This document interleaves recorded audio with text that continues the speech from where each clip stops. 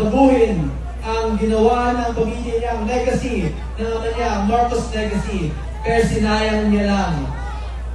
Yung Duterte family, binigyan siya ng pagkakataon, sinuportahan siya, binigyan siya ng tiwala, at pinakulong lang niya ang dating presidente na ginawa siyang president. He imprisoned the man who trusted him and the man who gave him the faith in leading the country. So dati ang sigaw natin, BBM. Ngayon ang sigaw natin, Marcos resign! Marcos resign! Marcos resign! Marcos resign!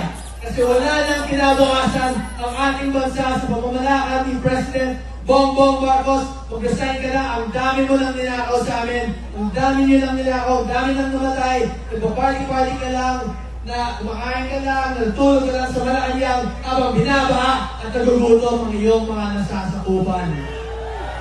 Justisya para sa Pilipinas, BBM resign, Marcos resign! Marcos resign! Marcos resign! Thank you everyone and God bless.